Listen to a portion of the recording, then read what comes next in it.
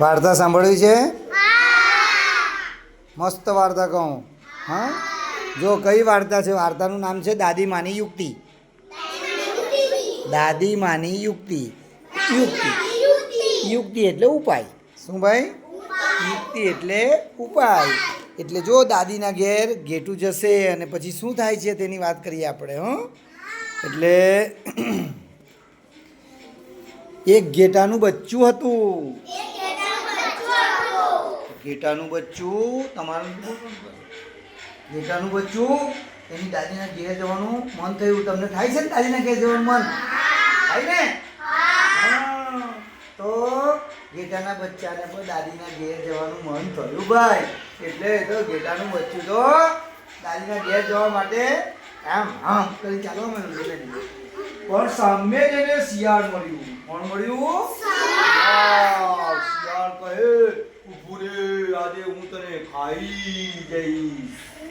આજે તને ખાઈ જઈશ.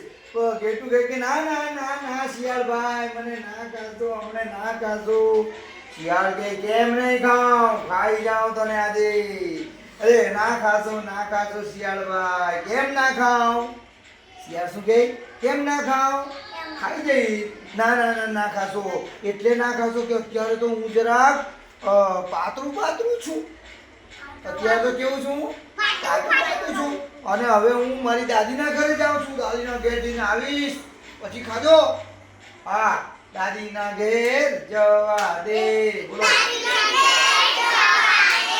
સારું સારું ખાવા દે. તાજુ માજુ થવા દે. તાજુ માજુ થવા દે. પછી તું મને ખાજે. તો શિયાળ કે શું વાત છે? તું જાડું થઈને પછી આવશે ને? હા, હું જાડું થઈને આવીશ પછી ખાઈ જજે. એટલે શિયાળે એને જવા દીધું. પછી ઘેટાના બચ્ચાએ તો એની દાદીના ઘરે ગયું અને બરાબર ખાધું. મસ્ત મસ્ત મસ્ત સરસ મજાનું ખાવાનું ખાધું. આ બરફી, પેલા જલેબી, આમ પૂરી, ઊંધિયું, શાક બધું ખાધું બરાબર. અને બરાબર મજબૂત થઈ ગયું. જાડું જાડું આમ કર્યું. અને પછી શું થયું ખબર? પછી આવવાનું હતું એટલે ઢીલું પડી ગયું. એને બીક લાગતી હતી. કોની? રસ્તામાં શિયાળ હશે મને ખાઈ જશે. એટલે દાદીમાને બધી વાત કરી. કોણે? બચ્ચુએ. દાદીમાને કીધું, દાદીમા મને તો આજે શિયાળ મળ્યું હતું ને, હું આવતી વખતે તો મને ખાઈ જવાનું વાત કરતું હતું. એટલે હમણાં હું જઈશ તો મને ખાઈ જશે. દાદીમા કે કઈ ગભરાવાની જરૂર નથી. તું તને યુક્તિ બતાવું, ઉપાય બતાવું. જો આ ઢોલકું લાવી. દાદીમા ઢોલકું લાવ્યા. આ ઢોલકા બેસી જા. ઢોલકામાં બેસાડી દીધું. ઢોલકામાં બેસાડી દીધું. અને પછી ઢોલકાને ગભરાયું. બરોબર?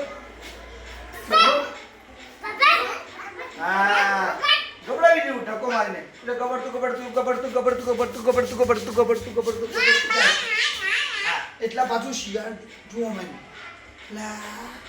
આ તો ઢોલક ગબડે છે. આ ઢોલકામાં નક્કી ઘેટાનું બચ્ચું હશે. હા, ઘેટાનું બચ્ચું હશે. ઢોલકને પૂછ્યું, ઢોલક ઘેટાના બચ્ચાને જોયું છે? ના. તો ઘેટાનું બચ્ચું તો ગબડ્યા જ કરે. ઢોલકા બેઠેલું ગબડ્યા જ કરે. અને પછી એવી રીતના એનું ઘર આવી ગયું. અને ઘરમાં બેસી ગયું. અને શિયાળ જોઈ રહ્યું અને એ બચી ગયું. કોનું બચ્ચું બચી ગયું? ત્યાંનું. અને શિયાળ તો ખાઈ જતું હતું એને બાકી. હા, સરસ મજાની વાર્તામાં મજા આવી. સરસ.